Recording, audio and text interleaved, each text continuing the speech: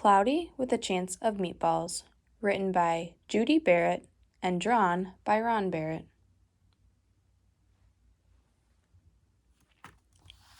Cloudy with a Chance of Meatballs.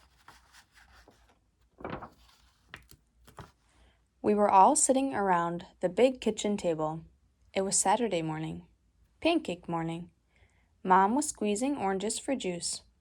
Henry and I were betting on how many pancakes we each could eat, and Grandpa was doing the flipping.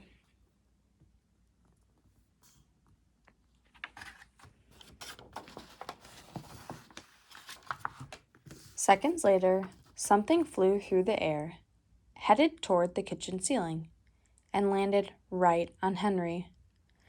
After we realized that the flying object was only a pancake, we all laughed, even Grandpa. Breakfast continued quite uneventfully. All the other pancakes landed in the pan, and all of them were eaten, even the one that landed on Henry.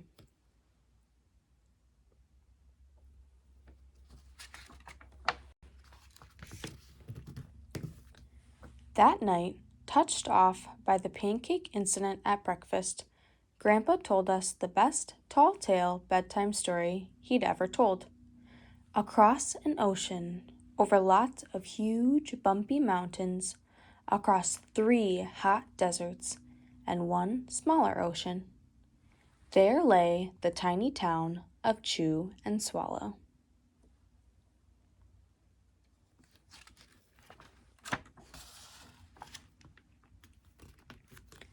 In most ways, it was very much like any other tiny town. It had a main street lined with stores, houses with trees, and gardens around them, a schoolhouse, about 300 people, and some assorted cats and dogs. But there were no food stores in the town of Chew and Swallow. They didn't need any. The sky supplied all the food they could possibly want.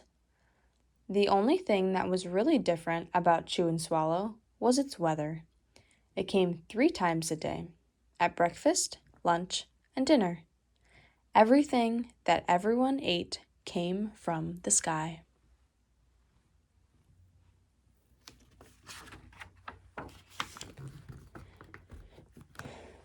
Whatever the weather served, that was what they ate. But it never rained rain. It never snowed snow. And it never blew just wind. It rained things like soup and juice. It snowed mashed potatoes and green beans.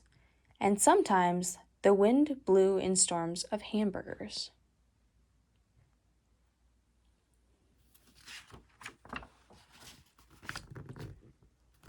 The people could watch the weather report on television in the morning, and they would even hear a prediction for the next day's food.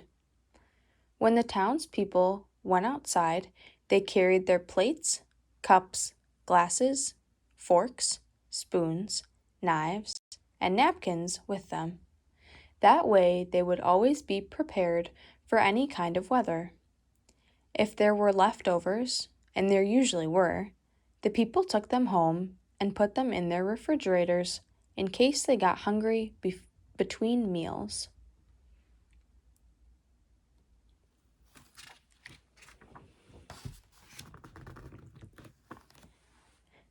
The menu varied. By the time they woke up in the morning, breakfast was coming down. After a brief shower of orange juice, low clouds of sunny side up eggs moved in, followed by pieces of toast. Butter and jelly sprinkled down from the toast, and most of the time it rained milk afterwards. For lunch one day, frankfurters, already in their rolls, blew in from the northwest at about 5 miles an hour. There were mustard clouds nearby. When the wind shifted to the east and brought in baked beans, a drizzle of soda finished off the meal.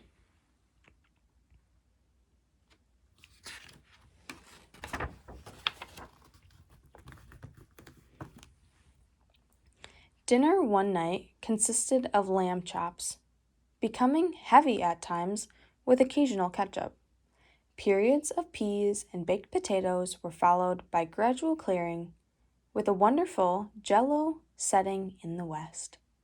The sanitation department of Chew and Swallow had a rather unusual job for sanitation department. It had to remove the food that fell on the houses and sidewalks and lawns.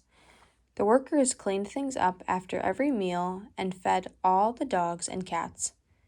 Then they emptied some of it into the surrounding oceans for the fish and turtles and whales to eat.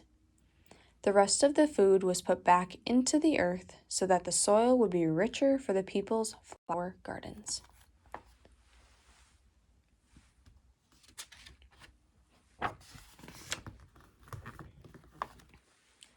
Life for the townspeople was delicious until the weather took a turn for the worst. One day there was nothing but gorgonzola cheese all day long. The next day there was only broccoli, all overcooked. And the next day there were Brussels sprouts and peanut butter with mayonnaise. Another day there was a pea soup fog. No one could see where they were going, and they could barely find the rest of the meal that got stuck in the fog.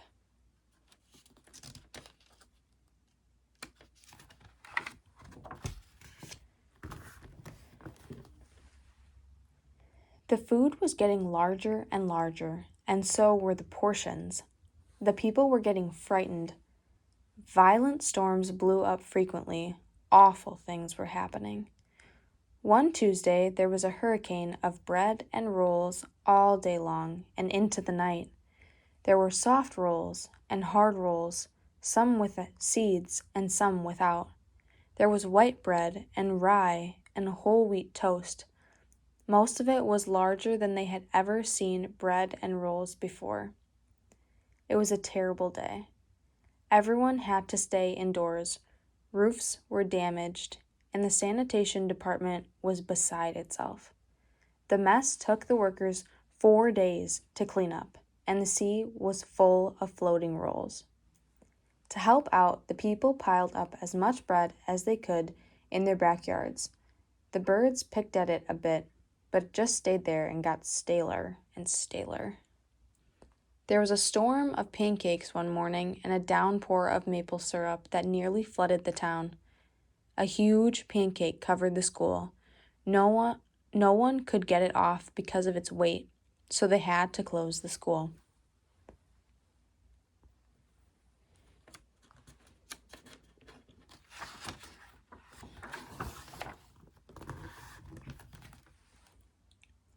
Lunch one day brought 15-inch drifts of cream cheese and jelly sandwiches. Everyone ate themselves sick, and the day ended with a stomach ache. There was an awful salt and pepper wind, accompanied by an even worse tomato tornado. People were sneezing themselves silly and running to avoid the tomatoes. The town was a mess. There were seeds and pulp everywhere.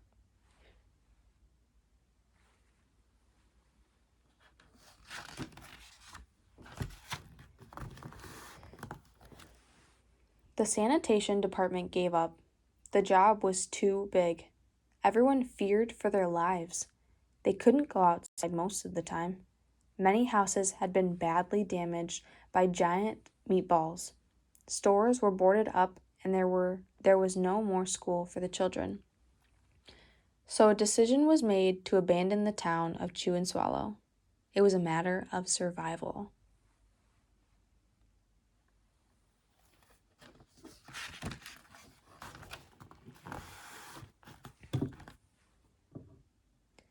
The people glued together the giant pieces of stale bread sandwich style with peanut butter, took the absolute necessities with them, and set sail on their rafts for a new land.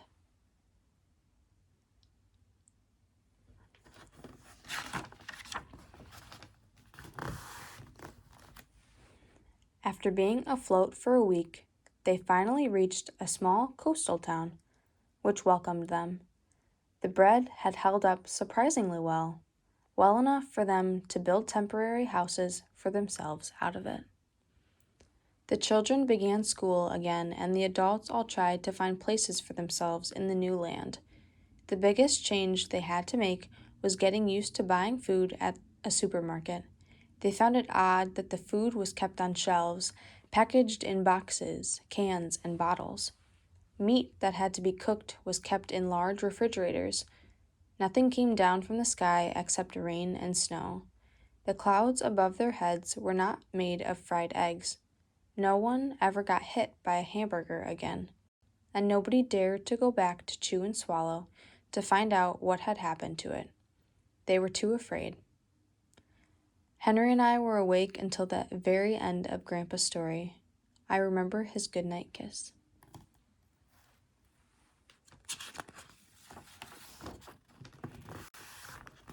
The next morning, we woke up to see snow falling outside our window.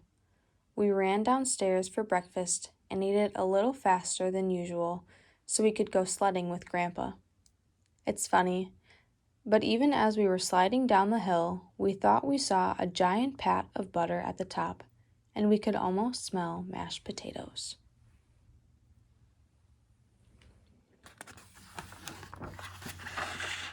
The end. If food dropped like rain from the sky, wouldn't it be marvelous? Or would it? It could, after all, be messy, and you'd have no choice. What if you didn't like what fell? Or what if too much came?